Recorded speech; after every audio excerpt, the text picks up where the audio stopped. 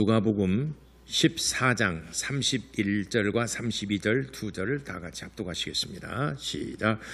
또 어떤 임금이 다른 임금과 싸우러 갈 때에 먼저 앉아 1만 명으로서 저 2만 명을 거느리고 대적할 수 있을까 헤아리지 아니하겠느냐. 만일 못할 터이면 그가 아직 멀리 있을 때에 사신을 보내어 화친을 정할지니라. 아멘. 오늘은 하나님과 화목하라 하는 제목으로 같이 은혜 나누고자 합니다. 하나님은 사랑이시다. 두 번 고백하겠습니다. 시작. 하나님은 사랑이시다. 하나님은 사랑이시다. 아멘. 하나님은 죄인인 우리와 점도 없고 티도 없고 거룩하신 하나님과 화목한다는 건 사실은 불가능한 일입니다. 신과 우리 인간이 화목한다, 이건 불가능한 일입니다. 더군다나 하나님은 존귀하시고 거룩하신 분이시고 우리는 죄로 인하여 부패하고 타락하고 이기적이고 자기 욕심이 있고 미워하고 시기하고 질투하고 또 육신의 생각으로 가득 찬 음란하고 이런 게 우리의 사람 마음속에 있는 존재이기 때문에 거룩하신 하나님과 화목할 수 있다는 것은 불가능한 일입니다. 그런데 하나님께서 그의 품 안에서 독생하신 예수 그리스도를 우리에게 주심으로 하나님과 화목할 수 있는 길을 열어주셨습니다. 요한일서 4장 10절에 하나님이 우리를 사랑하사 우리의 죄를 속하기 위하여 화목 제물로 그의 아들을 보내셨느니라고 말씀하셨습니다. 하나님이 우리를 사랑하셔서 우리와 화목하게 하기 위하여 화목 제물로서 그의 품 안에서 독생하신 아들을 우리에게 주셨느니라. 누군가가 희생을 해야 한다는 것입니다. 하나님과 우리 인간이 화목하기 위해서는 누군가가 희생을 해야 되는데 바로 그분이 아버지 하나님의 품 안에서 독생하신 예수 그리스도이시다. 예수께서 이 땅에 오셔서 십자가에 달려 피 흘려 죽으심으로 하나님과 우리가 가까워질 수 있는 길을 열어주셨습니다. 이제는 우리가 그 길로 걸어 나아가야 된다는 것입니다. 우리가 가만히 있다라고 해서 우리가 다 하나님이 해주시는 건 아닙니다. 우리가 하나님께서 우리에게 길을 열어주셨으면 이제는 우리가 그 길을 걸어가야 됩니다. 하나님께서 길을 열어주셨는데 이미 하나님께서 우리와 화목할 수 있는 길을 열어주셨는데 우리가 그 길을 걸어가지 않는다면 여전히 하나님과 담을 쌓고 있는 것이고 여전히 하나님과 원수된 길을 걸어가고 있는 것입니다. 이제는 우리가 해야 될 차례다 이 말이죠. 화목하려고 그러면은 하나님과 우리가 서로 해야 될 일이 있습니다. 하나님께서 하실 일이 있고 내가 해야 될 일이 있는 겁니다. 그 접촉점, 만나는 점을 우리는 신앙이라고 하는 것입니다. 교회 안에서 우리가 신앙생활을 한다는 것은 하나님이 하시는 일과 우리 인간이 해야 될 일들이 서로 만나는 그 접촉점을 찾는 것이 교회에 와서 우리가 신앙생활을 하는 것입니다.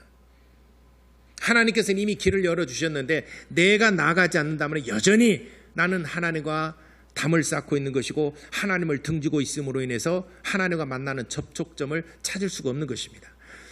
하늘에서 비가 억수같이 쏟아진다 하더라도 내가 물을 받지 아니하면은 병에 뚜껑을 닫아놓는다 그러면은 한 방울도 담을 수 없는 것입니다.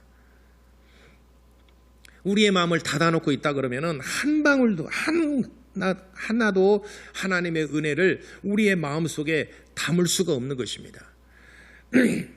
하나님과 우리 인간이 서로 노력해서 만나는 접촉점이 반드시 있어요. 그것이 우리의 신앙이고 또 하나님의 은혜를 받았다. 하나님께서 우리에게 은혜 베풀어 주신 것을 나는 받았다. 내 마음속에 담았다. 할 수 있는 것입니다. 조대병원에 가면은 줄탁동시라고 조대병원 막 언덕바지 올라가다 보면은 왼쪽에 큰 돌로서 병원의 그 정신 이념을 네 글자로 새겨놨습니다. 크게 새겨놨습니다. 줄탁 동시. 깰 줄 깰 탁. 그 다음에 동시에. 이 말은 닭이 알을 품었을 때, 암탉이 알을 품었을 때 21일이 되면은 21일째 되는 날쯤 되게 되면은 안에서 신호를 보냅니다. 병아리가 이제 안에서 신호를 보냅니다. 나오려고 몸부림을 칩니다. 이렇게 부리로 그 껍질을 안에서 막 쪼아도 안에서는 깰 수가 없어요. 왜 그러냐면은 아니 병아리 그 부리로 깨면 되지 않겠습니까? 깰 수가 없어요. 왜냐하면은 그 달걀 안에 아직은 그 병아리가 아직은 나오지 못한 그 병아리는 부리가 말랑말랑해요. 말랑말랑한 부리로 딱딱한 그 달걀 껍질을 낄 수가 없어요. 그러니까 안에서는 몸부림치지만은 그 병아리가 밖으로 나올 수가 없어요. 그러니까 그것을 딱 감지를 해요. 엄마 닭이 감지를 해요. 그러고 다리로 이쪽 굴려가지고 이놈은 됐다. 몸부림친다. 진동이 오게 되면은 엄마 닭이 밖에서 딱 쪼아줘요. 밖에서 톡톡톡톡 쪼아줘요. 그러면은 그 달걀이 탁 깨집니다. 그러면은 거기서 병아리가 나와요. 그래서 병아리가 나서 햇빛을 보고 다니면서 이제 부리가 단단해지고 먹이도 쪼아 먹고 그렇죠. 그래서 줄탁 동시라는 그 말이 사자성어가 병아리가 안에서 쪼으려고 신호를 계속 보내고 그러니까 그 신호를 듣고 엄마가 밖에서 깨줘야지만이 그 병아리가 부화가 되고 밖에 생명체로서 살아가게 됩니다. 둘 다 노력해야 됩니다. 아직은 준비가 안 됐는데 깨면은 그 병아리는 죽습니다. 또 어미 닭이 깨주지 않으면은 그 병아리는 안에서 몸부림치지만은 그곳이 곧 감옥이 돼서 나오지 못하고 죽습니다. 그래서 의사와 환자가 동시에 치료를 한다. 의사만 치료를 하는 것이 아니라 환자도 그만큼 노력을 해야 된다. 그래서 의사와 환자가 서로 협력을 해서 건강을 찬다. 그래서 그 조대병원의 그 이념이 줄탁 동시. 올라가시면서 한번 그 왼쪽에 큰 바위에 새겨진 거 보세요. 신앙생활도 하나님과 우리 인간이 동시에 노력해야 되는 부분이 만나는 점이 우리의 신앙생활이에요. 하나님께서 어떻게 하면 우리 인간과 화목할까? 그래서 정말 대단한 결단을 내리신 것이 품 안에서 독생하신 아들을 내어주시고 화목하자라고 우리에게 손을 내미신 겁니다. 예수님께서 이 땅에 오셔서 십자가에 나를 빌려 죽으심으로 하나님이 나를 보내신 자의 뜻을 다 이루었다. 다 이루었다.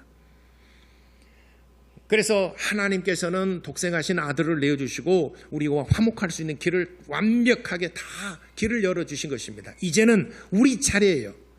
우리가 하나님께서 손을 내밀어 주신 것을 우리가 손을 내밀고 주님의 손을 붙잡으면은 우리는 영생을 얻고 구원의 은혜를 누릴 수 있는 것입니다.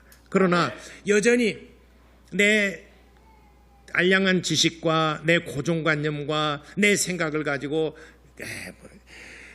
하나님 앞에 나가지 않으면은 하나님께서 한량없는 은혜를 베풀어 주셨다 하더라도 내 심령, 내 마음속에서는 한 가지도 임할 수 없는 것입니다.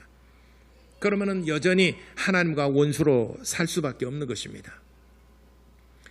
고린도후서 4장 3절에 이 세상 신이 믿지 아니하는 자들의 마음을 혼미케 하여 그리스도의 영광의 복음의 광채가 비치지 못하게 함이니라 라고 하셨습니다. 이 말은 왜 우리가 믿음을 갖지 못하는가?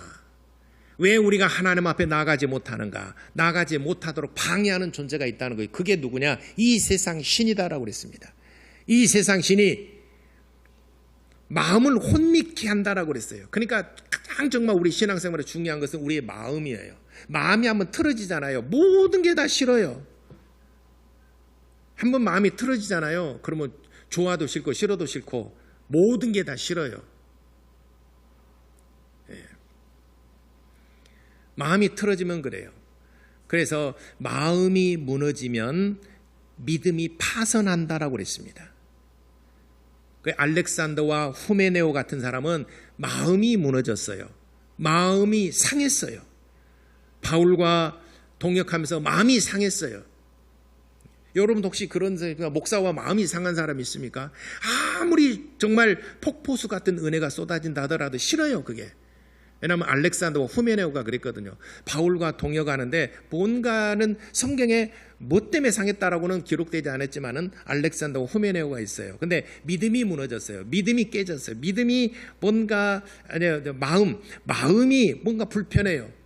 그러니까 믿음이 파선했다라고 그랬습니다. 파선 뭔가 배가 깨졌다 이 말이죠. 살 수가 없지 않습니까? 믿음이 파선했다는 것은 구원받지 못한다는 것이고 은혜를 다 쏟아버렸다는, 먹을 수 없다는 거죠. 음식을 담아놨는데 쏟아버렸어요. 먹을 수가 없다는 것이죠.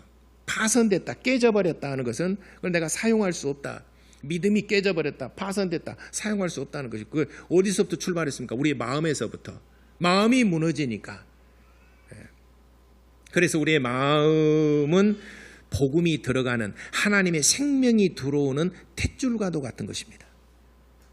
태중에 있는 아이가 탯줄이 만약에 막혔다, 그 아이는 죽습니다. 탯줄이 막히면 그 아이는 죽어요. 우리는 마치 살아있을 때는 기도가 막혔다, 숨 못 쉬면 죽습니다. 가장 빨리 죽는 것이 기도가 막히는 거, 숨 못 쉬는 겁니다. 가장 빨리 죽는 거.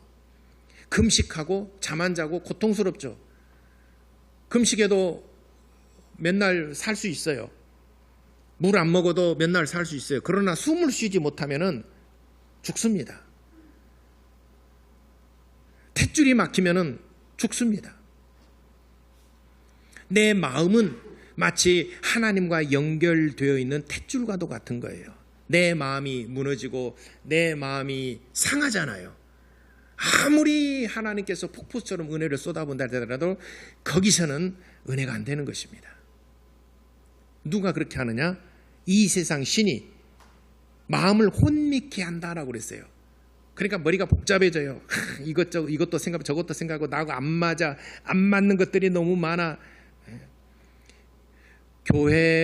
교회를 이게 옮기고 저기 옮기고 막 시험에서는 대부분이 목사와 관계든지 성도와 성도 간의 관계든지 그래요. 하나님과 관계 속에서는 아무 이상이 없어요. 하나님께서 난 너무 사랑해 주셔서 나는 너무 부담스러워 해서 막 교회 옮긴 사람 없거든요. 그런 사람 없어요. 근데 대부분 목사와 관계에서 저 설교 또 나 들으라고 했구만. 제가 늘 그렇잖아요. 여러분 들으라고 설교하지 그러면 내가 누구 들으라고 설교하겠습니까? 설교는 누구 들으라고요? 나 들으라고 한 거, 여러분 들으라고 한 거예요. 목사님 설교 나 들으라고 했다고 정확하게 알고 있어요. 아니면은 여러분 성도 간에 서로 사역하다가 나하고 코드가 안 맞아. 나하고 뭔가 마음이 상했어요. 그러면 그때부터 마음의 문을 닫고 자기 동굴 속으로 빠져들어갑니다. 베이컨이 말한 4대 우상 속에 자기 마음의 동굴 속에 동굴이 4대 우상 속에 하나입니다. 자기만의 동굴 속으로 쏙 빠져들어갑니다. 자기 이념과 자기 신앙과 자기 철학, 자기 생각이 딱 사로잡혀서 다른 것이 보이질 않아요. 내 위로 뚫려진 것만 보이지 주변이 보이질 않아요. 자기도 모르는 사이에 빠져들어가 있는 것입니다. 옆에서 얘기하잖아요. 간섭하지 마라. 신경 쓰지 마라. 신경 꺼. 난 내가 알아서 할 테니까. 다 이렇게 자기 동굴 속에 깊이 들어가 있죠. 이 세상 신이 믿지 아니하는 자들의 마음을 혼미케 한다라고 그랬어요. 번민합니다. 생각이 많아져요. 그래서 그리스도의 영광의 복음의 광채가 그 심령에 비치지 못하게 함이니라. 마귀가 하나님과의 관계를 차단시키고 사람과의 관계를 차단시키고, 그래서 요한복음 10장 10절에 도둑이 오는 것은 죽이고 멸망시키려 하는 것이다 라고 그랬습니다. 죽이고 멸망시키려, 이 도둑은 곧 마귀를 얘기하는 것인데, 예수님께서 마귀가 오는 것은, 접근해 오는 것은 우리를 죽이고 멸망시키려는 것이다 라고 말씀하셨습니다. 그럼에도 불구하고 하나님께서는 우리에게 화목제물로 예수 그리스도를 보내주셨습니다. 예수님을. 예수님께서는 하나님과 우리 사이에 걸림돌이 되는 이 모든 것들을 전부 다 제거해 주셨어요. 그 중에 가장 큰 것이 바로 죄의 문제입니다. 죄의 문제를 주님이 다 거둬주셨어요. 그래서 하나님께서 보실 때는 우리 사이에 훤히 들여다보는 시온의 대로가 있고 하나님의 영광의 길이 있습니다. 근데 우리 입장에서 보면은 우리는 마음이 심란해요. 이것도 걱정되고 저것도 근심, 걱정, 뭐 염려하는 것들, 시기하고 미워하고 질투하고 뭐 이런 것들이 전부 다 있기 때문에 나아가기가 참 어렵습니다. 세상에 염려, 근심하는 것. 그래서 예수님께서 마음의 네 가지 밭에 대한 비유를 하셨죠. 돌짝밭과 같기도 하고, 어떤 사람은 가시덤불과 같기도 하고, 어떤 사람은 또 길가와도 같기도 하고, 보살피자 그냥 길가에 떨어진 씨를 그냥 방치해 놔둔 거죠. 그러니까 새들이 와서 쪼아 먹어버렸고, 또 어떤 사람은 돌짝과 같이 말씀을 듣기는 듣지만 완악하고, 심령이 굳어져서 씨가 뿌리를 내리지 못하고, 가시덤불 자라긴 자라지만 가시덤불 때문에 더 이상 큰 나무가 되지 못하고, 어떤 사람은 옥토 좋은 밭에 뿌려져서 그 믿음이 쑥쑥 자라서 30배, 60배, 100배의 결실을 맺느니라. 이 네 가지 밭에 대한 비유를 했습니다. 여러분의 지금 마음의 밭은 어떤 상태입니까? 길가도 같습니까? 아니면은 돌짝밭이 가시덤불입니까? 아니면은 옥토밭입니까? 여러분의 넷 중에 적어도 하나 혹은 둘, 셋 이런 마음의 밭일 것입니다. 우리 입장에서 보니까 참 그렇다는 것이죠.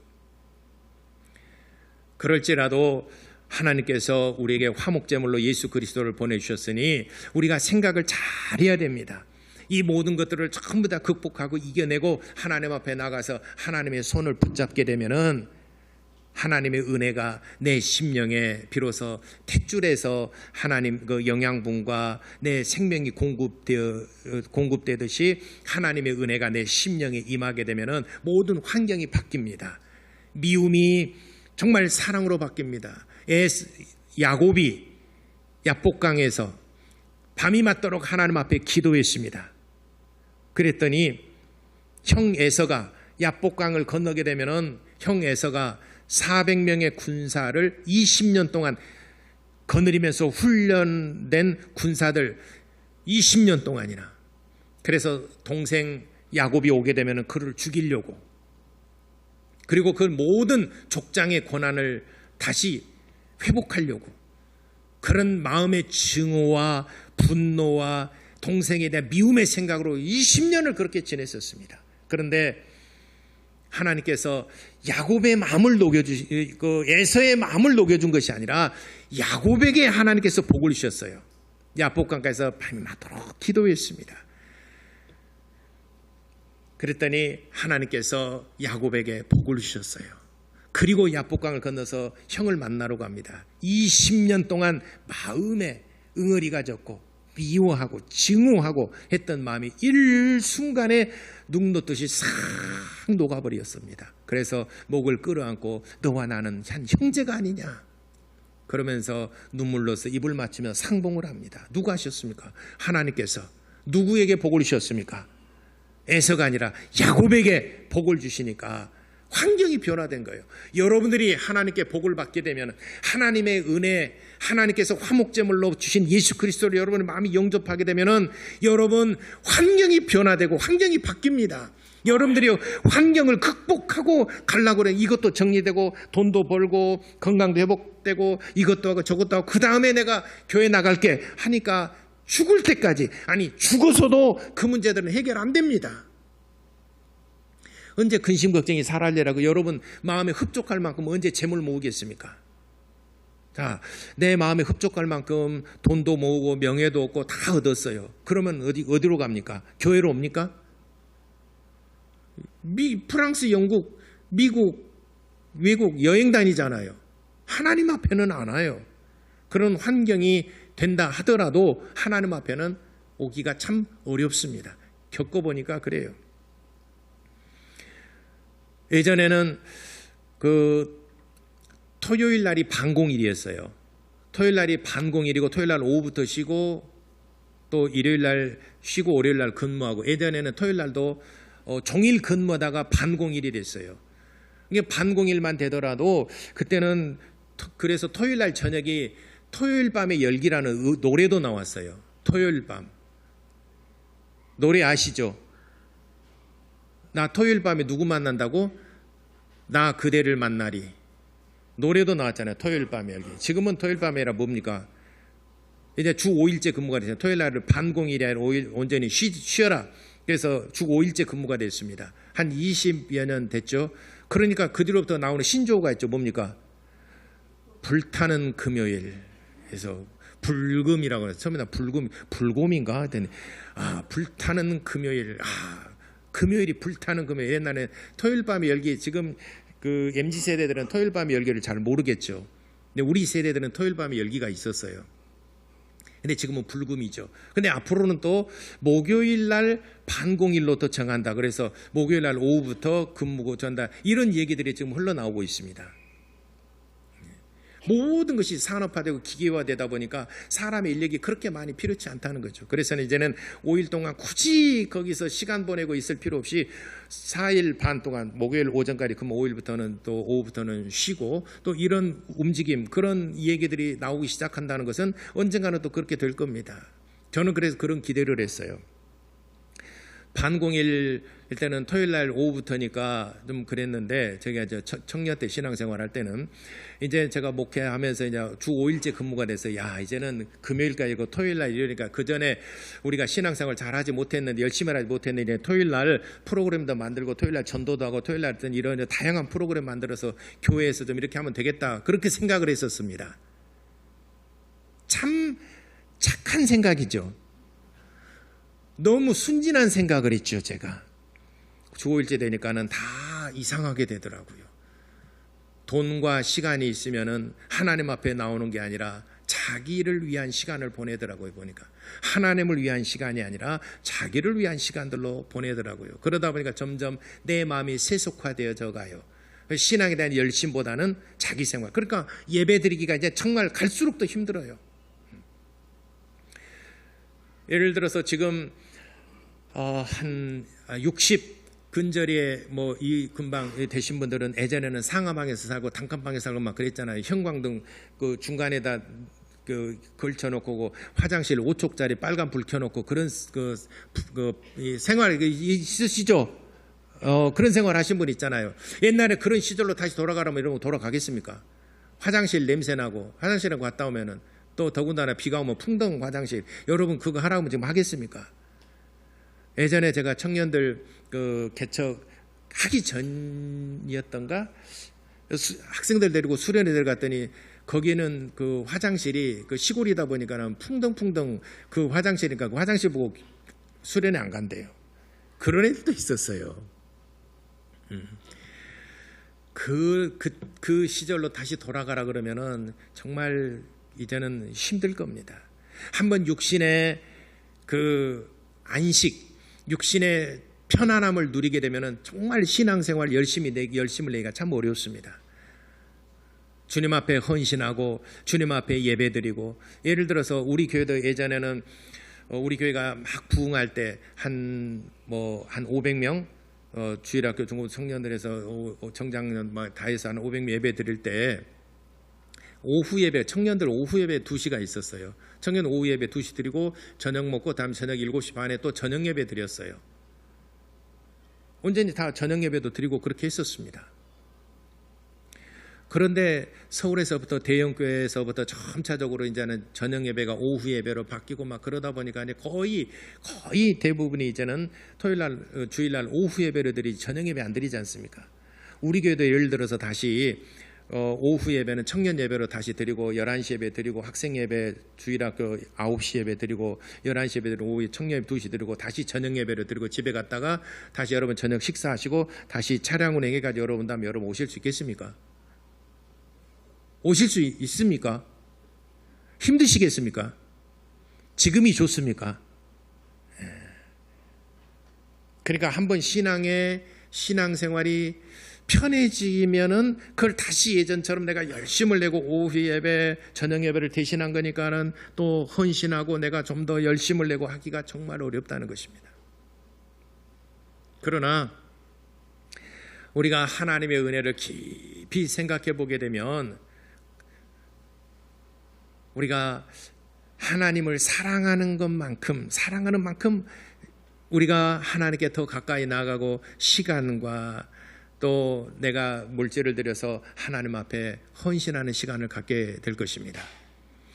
그러니까 세상에서도 이런 말이 있죠. 내 생활의 지금 삶의 가치관, 내가 가장 내 삶에 중요하게 여기는 것이 무엇인가? 지금 내가 살아가면서 제일 중요하게, 여러분이 살아가면서 제일 지금 중요한 것이 뭡니까? 라고 묻는다면 교회 다니고 신앙생활, 내 사업, 직장생활의 가정인가? 그래서 세상에서 이렇게 말합니다. 시간과 돈을 어디에다 가장 많이 투자하느냐? 시간과 돈을 어디에다 많이 투자하느냐? 이것이 여러분의 지금 삶에 있는 현 주소고 여러분들이 살아가는 가치관입니다. 시간과 돈을 어디에다 많이 투자하느냐?